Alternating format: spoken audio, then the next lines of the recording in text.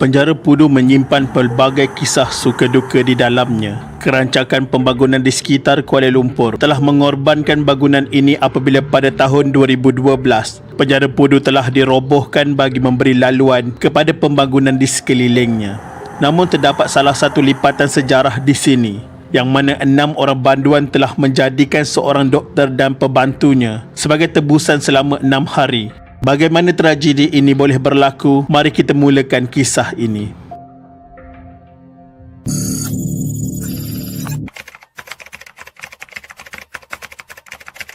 Jimmy Chua atau nama sebenarnya Chua Chap Seng adalah warga negara Singapura.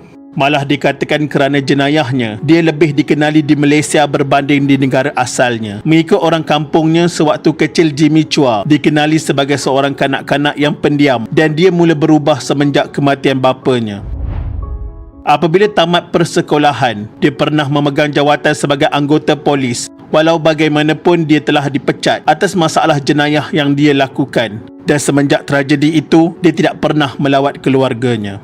Jimmy didapati bersalah kerana memiliki senjata api serta mengetuai beberapa kumpulan-kumpulan haram. Tapi ada satu jenayah yang lebih besar apabila dia telah menembak mati seorang konstebel bernama Muhammad Yassin bin Ismail pada 9 Februari 1984. Selepas kejadian pembunuhan ini, dia berjaya ditangkap oleh anggota unit risikan bahagian jenayah di Bukit Bintang yang diketuai oleh Inspektor Bakri bin Ghazali dan dibantu 4 detektif. Pihak polis mendapat maklumat tentang Jimmy ketika dia sedang memandu kereta jenis Datsun Sunny. Pihak polis menjalankan misi memburu Jimmy dan mengikutnya daripada belakang. Akhirnya pihak polis berjaya mengepung Jimmy dan konco-konconya dan Jimmy ditempatkan di Penjara Pudu Kuala Lumpur. Jimmy Chua dikenakan hukuman gantung sampai mati. Tapi dia tak tunggu duduk diam apabila dia bersama 5 orang banduan yang lain telah merancang untuk melarikan diri dengan menjadikan doktor di klinik penjara sebagai tebusan. Pada 17 Oktober 1986, rusuhan bermula apabila 6 banduan yang diketuai oleh Jimmy Chua menahan doktor dan juruteknik makmal sebagai tebusan di Penjara Pudu yang kini dirobohkan. Pada pagi hari itu, satu pemeriksaan kesihatan rutin yang dijalankan oleh Dr. Razi Jaafar berusia 38 tahun, seorang pakar kulit dari Universiti Kebangsaan Malaysia UKM, dan seorang juruteknik makmal UKM beliau, Encik Abdul Aziz Abdul Majid, di dalam klinik penjara itu. Suasana tenang ketika itu tiba-tiba bertukar huru-hara apabila mereka berdua telah diserang oleh 6 orang banduan yang bergegas ke klinik tanpa sebarang amaran. Ke-6 penyerang tersebut diketuai oleh Jimmy Chua yang ketika itu berusia 37 tahun. 5 penyerang rakyat Malaysia dalam kumpulan dikenali Ang Lai Huat berusia 24 tahun, Sin Ah Lau berusia 19 tahun, Lam Hock Sung berusia 27 tahun, Yap Cik Kuang berusia 21 tahun dan Pang Bun Ho berusia 27 tahun. Kesemua mereka ditahan reman kerana melanggar akta senjata api. Kumpulan itu yang bersenjata dengan tumit kasut yang runcing dan senjata yang telah diubah suai menahan 2 pegawai perubatan sebagai tebusan. Manakala bekalan elektrik di klinik penjara juga telah dipotong. Kumpulan itu kemudian mengarahkan pembantu perubatan Penjara Pudu, beberapa tahanan di bilik sakit dan warden untuk meninggalkan klinik tersebut. Warden yang terakhir meninggalkan klinik bertindak mengunci pintu untuk mengelakkan 6 penyerang tersebut daripada melarikan diri. Kemudian beliau memanggil pihak pegawai penjara yang lain untuk mengepung klinik. Tidak lama selepas itu, Chua dan orang-orangnya menuntut untuk bercakap dengan Superintendent Wan Zakaria dari Jabatan Penjara. Tawanan memberitahunya bahawa mereka mahu tuduhan terhadap mereka dikurangkan dan menuntut untuk bercakap kepada pihak atasan. 1 jam selepas itu, satu pasukan polis telah tiba di penjara. Antara yang pertama ialah Ketua Jabatan Siasatan Jenayah Kuala Lumpur, Assistant Commissioner Osman Awal, dan Ketua Polis Daerah Campbell, Superintendent Hassan Khalid. Pegawai kanan polis termasuk Ketua Polis Negara Tan Sri Hanif Omar ditemui di Ibu Pejabat Polis Bukit Aman bagi membincangkan krisis berlaku, tetapi tiada keputusan segera dibuat untuk menggunakan unit UTK. Memasuki hari kedua, beberapa ahli keluarga yang mahu melawat saudara mara mereka di dalam penjara telah diarah berpatah balik apabila melihat anggota polis bersenjata di luar dan di dalam penjara. Mereka mengesyaki bahawa ada sesuatu yang tidak kena di dalam penjara. Chua berulang kali menuntut bahawa pihak berkuasa penjara Malaysia melepaskannya dan kawan-kawannya dan mereka akan membebaskan 2 tebusan sebagai balasan. Chua juga menuntut kenderaan dan wang tunai daripada pihak polis. Mereka mengancam untuk membunuh 2 tebusan jika tuntutan tidak dipenuhi. Mereka telah menolak semua makanan yang dihantar dan hanya memakan biskut serta buah-buahan daripada pesakit lain yang sebelum ini telah diarahkan keluar dari wad.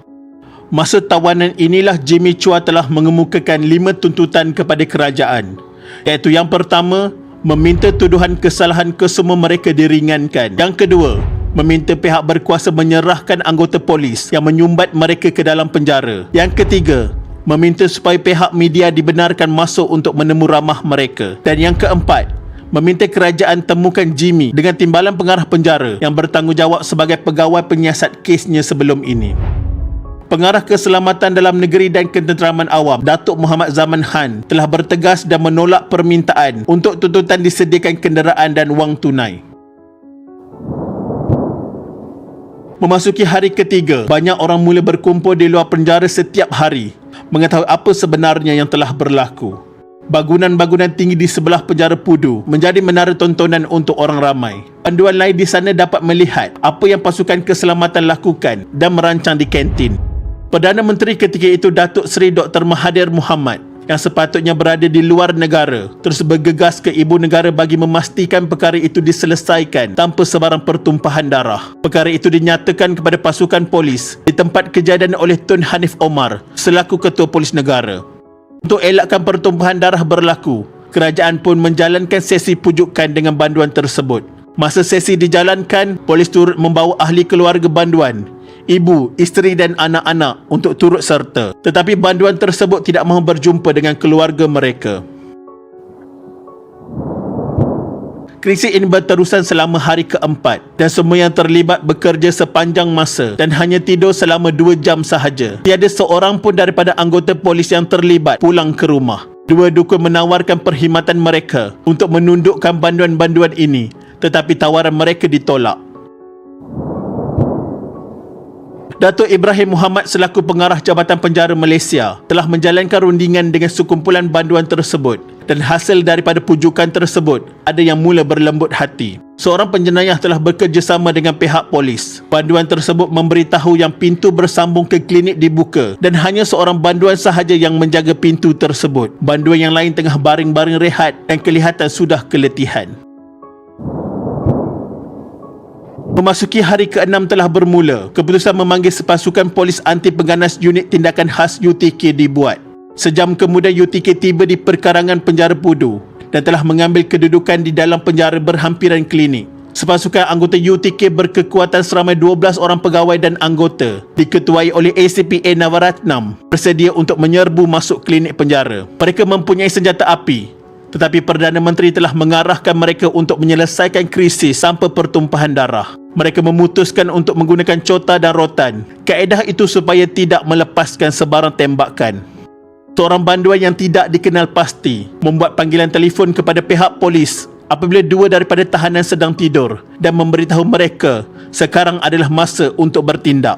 Menjelaskan bahawa isyarat yang telah diatur semasa rundingan awal. Banduan itu kemudian membuka pintu pagar dawai di sebalik klinik dan membenarkan pihak UTK menyerbu masuk. Pada pukul 5.30 petang, Komando UTK secara senyap menyerbu klinik penjara. Banduan yang bekerjasama dengan polis kemudian cuba untuk melindungi tebusan dengan tubuhnya apabila 12 anggota komando yang bersenjata cota dan rotan menyerbu masuk ke dalam bilik dan menahan semua penjenayah. Ketika serbuan bermula, Jimmy Chua dan Lai Huat sedang tidur manakala tahanan lain berbual. Pasukan komando menjerit ke arah banduan dan mereka cuba untuk melawan tetapi tidak berjaya kerana mereka terkejut dan lemah. Seorang anggota UTK bernama Sarjan Major G. Palanggop mengatakan keadaan tebusan cukup lemah ketika itu. Dr. Razi Jaafar terbaring lesu tidak sedarkan diri. Seorang lagi tebusan Abdul Aziz Abdul Majid pula menggigil ketakutan sambil merayu-rayu minta dilepaskan. Walaupun kesemua banduan dikatakan semakin keletihan setelah masuk hari ke-6 drama penawanan, namun hakikatnya mereka masih agresif untuk melawan serangan pihak berkuasa. Mungkin banduan ini panik apabila dikepung komando UTK. Jadi terdapat salah seorang banduan berani mengelar lehernya sendiri dengan gunting tajam untuk mengelak dari ditangkap. Namun di atas ketangkasan anggota UTK disempat diselamatkan. Proses serbuan ini hanya mengambil masa seminit sahaja. Akhirnya kedua-dua tawanan pun berjaya diselamatkan dan dibawa ke hospital untuk rawatan lanjut. Pada 18 April 1987, 6 lelaki termasuk Chua telah dibicarakan di Mahkamah Tinggi atas tuduhan menculik seorang doktor dan seorang kaki tangan di penjara Pudu. Menurut Magistrate C.R. Lopez yang menjalankan siasatan awal terhadap pendakwaan, terdapat bukti yang mencukupi terhadap mereka untuk dibicarakan. Mereka didakwa menjadikan Dr. Razi Jaafar dan Abdul Aziz Abdul Majid di klinik penjara itu sebagai tawanan dan telah menuntut untuk dibebaskan tanpa syarat dari penjara. Jimmy Chua dan kumpulannya telah didakwa dan didapati bersalah di bawah Seksyen 3-1 Akta Culik 1961 yang membawa hukuman maksimum mati jika sabit kesalahan. Akhirnya pada 10 Oktober 1989, kesemua mereka dihukum gantung sampai mati. Sekian, terima kasih.